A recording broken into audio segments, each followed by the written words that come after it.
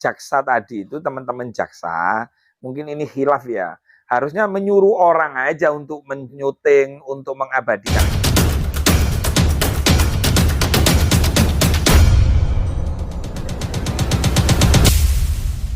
Prinsip dalam peradilan, hakim punya fungsi, punya tugas yang sangat mulia, harus jujur, adil, dan independen.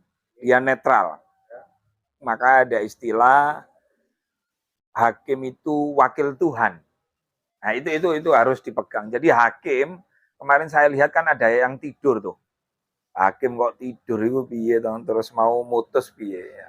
Nah, itu nggak boleh tuh. Hakim nggak boleh jagongan kayak anak-anak embongan, nggak boleh. Hakim harus betul-betul mendengarkan dan melihat keterangan saksi, keterangan tersangka atau keterangan terdakwa, keterangan penuntut, dalam hal ini jaksa. Lalu kemudian jaksa harus profesional, karena dia yang menuntut kan, dia yang menuntut terdakwa. Jadi nggak boleh dikurangi, nggak boleh ditambahi. Itu tugasnya jaksa. Siapkan bukti-bukti yang cukup, bukan apa ya bahasanya mengkriminalisasi, nggak boleh. Ya, bukan berarti saya menuduh jaksa kriminalisasi, bukan.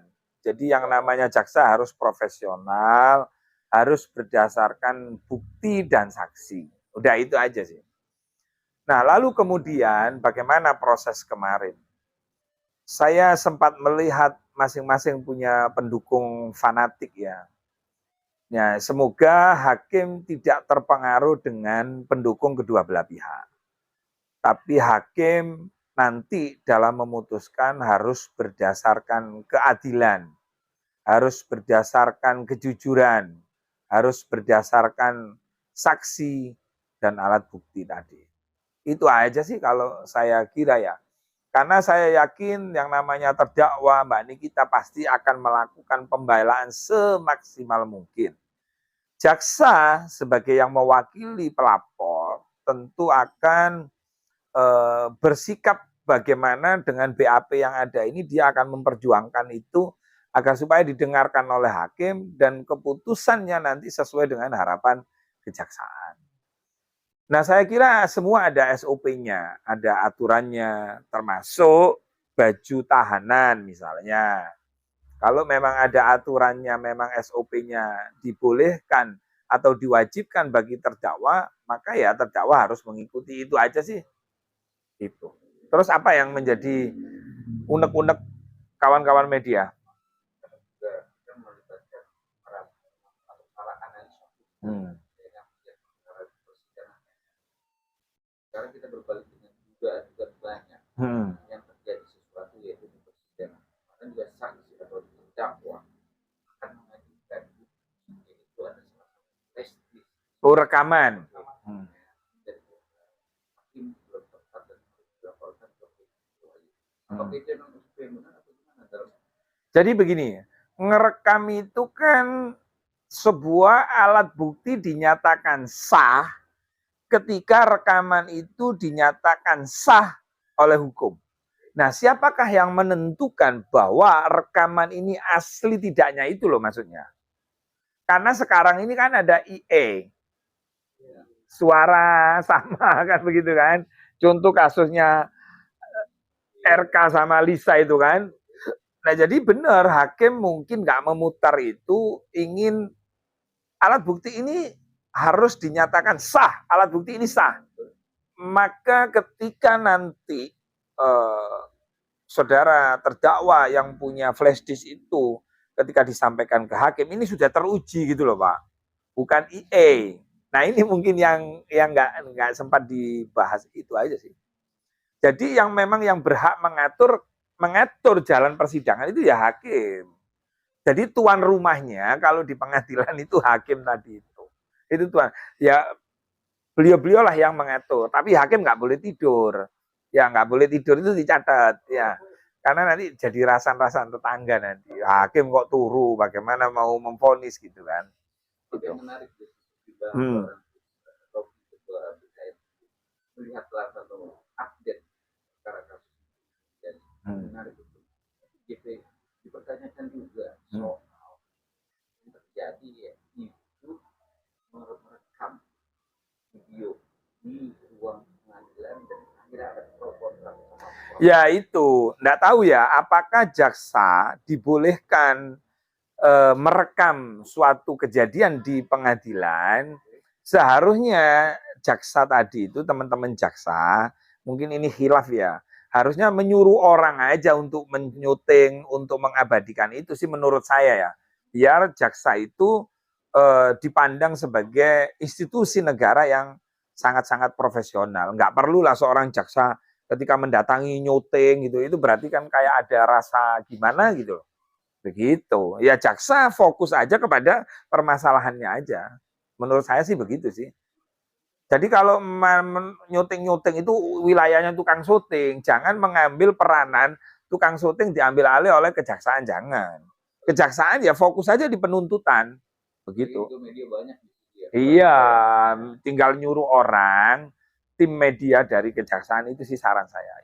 Saya ngomong begini ini sebagai rasa sayang ya, karena institusi kejaksaan, institusi kepolisian, ini kan adalah alat negara yang memang ya kita harapkan, kita andalkan. Jadi hati-hati, karena Anda nyuting, ada yang nyuting gitu loh. Jadi nanti akhirnya jadi rasan-rasan, eman. Gitu. Iya, semua pasti dipantau kan, apalagi kan masing-masing punya pendukung fanatik gitu loh. Nah, akan dicari celahnya masing-masing. Makanya kejaksaan, kehakiman dalam urusan ini kita, apalagi itu sidangnya terbuka. Semua boleh melihat, semua boleh mensyuting, semua boleh ini. Nah, ini harus hati-hati betul gitu loh untuk menjaga marwah daripada persidangan itu. Akan terbuka jangan akhirnya karena proses yang minta video itu tidak diputarkan. Akhirnya NM tanda tangan ini untuk mengajukan alat bukti tadi. Belum diputar. Akhirnya kita mengajukan permohonan ke KPK itu tepat nggak sih? Karena dia masih semua punya hak, termasuk terdakwa, untuk melaporkan. Ya monggo aja. Sekarang KPK-nya menerima tidak? Kan itu aja. Semua warga negara punya hak yang sama ketika dia merasa bahwa ini perlu disampaikan ke institusi lain, ya monggo aja, silakan sih. Itu.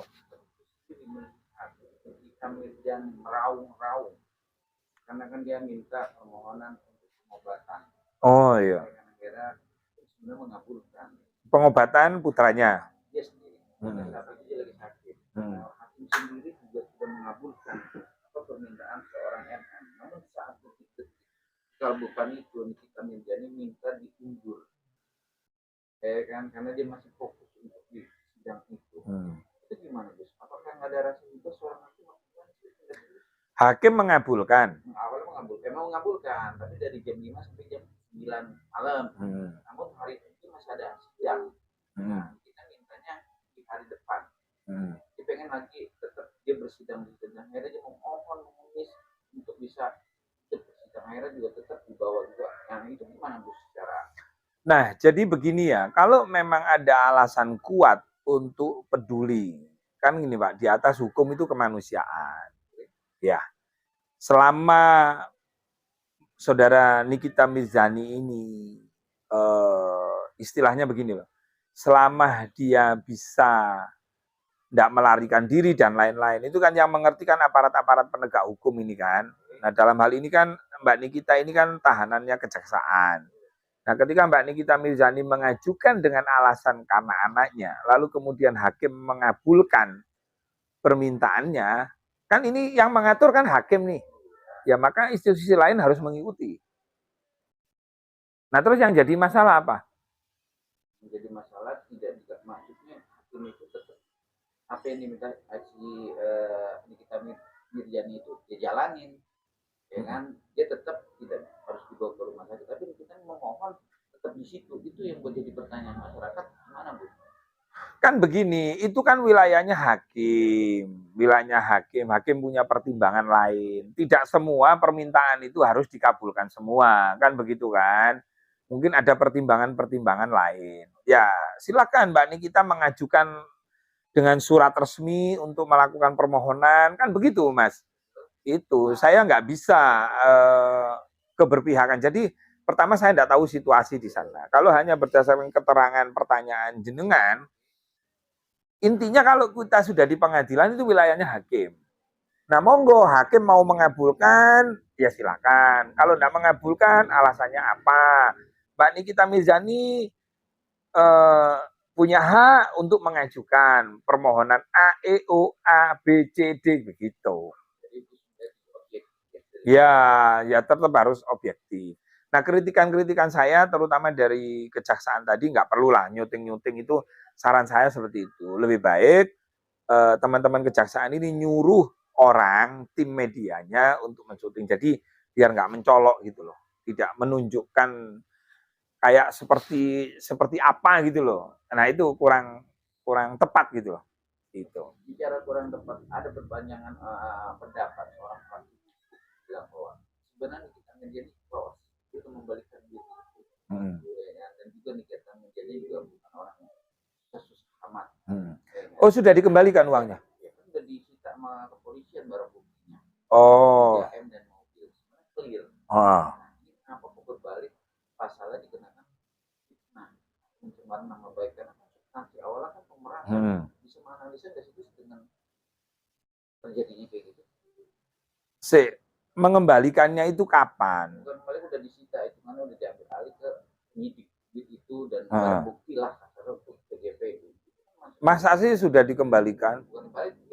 Jadikan barang bukti. 3M lebih. Oh. 3M dan mobil salah satu mobil. Oh gitu. Nah jadi begini ya. Pertama saya harus tahu beda ya kalau kasusnya misalnya di awal waktu di kepolisian, kan biasanya kan ada mediasi kasus-kasus seperti itu kan. Ada namanya restoratif justice. Nah, apakah pengembaliannya itu di saat di kepolisian itu atau bagaimana? Nah, restoratif justice itu juga tergantung pelapor juga. Nah, kalau sekarang misalnya sudah dikembalikan nih, makanya kepentingannya apa ini? Pelapor itu ingin menjarakan atau ingin uangnya kembali. Motifnya ini yang mana gitu loh. Nah, seingat saya kasus-kasus semacam ini biasanya, makanya ada surat edaran Kapolri itu kan kasus-kasus yang sekiranya bisa dimediasi atau dilakukan restoratif justice, ya sebaiknya berdamai. Itu sih. Nah, karena saya belum tahu secara keseluruhan pengembalian seperti apa, saya belum bisa bicara jauh ya, takut saya salah gitu loh, Mas. Secara hukuman. Jadi BKN yang kita ngerti lah. Kata banyak yang bilang, kalau di rumah, kenapa rekeningnya kok ada rekening? Logika hukumnya gimana? Bisa dibaca. Kalau nama pemeras kan pasti meminta malah ini transfer loh. Nah begini ya, untuk yang kan begini nih, makanya saya belum menguasai betul ya kasusnya Mbak Nikita sama ini Reza Gladys ini seperti apa. Saya juga tidak pernah mengikuti persidangannya. Biasanya kalau orang memeras itu kan berarti kan ada ancaman-ancaman kan gitu. Nah, ini kan masalah hukum ini kan nggak bisa hanya pertanyaan jenengan terus saya menyimpulkan gitu loh. Nanti saya salah fatal gitu loh. Jadi biarkan proses hukum ini dengan bukti-bukti yang ada, biarkan berjalan dulu deh. Berproses dulu. Kita percayakan kepada para penegak hukum, kejaksaan kita insya Allah profesional. Mungkin yang tadi saya kritik itu hanya oknum itu namanya. Nah itu yang tidak boleh terulang lagi, jaksa sampai nyetulin jangan. Menggunakan aja media lain sehingga nggak tersorot gitu loh. Karena ini kan kasus lagi rame. Jadi institusi negara harus betul-betul independen dan profesional.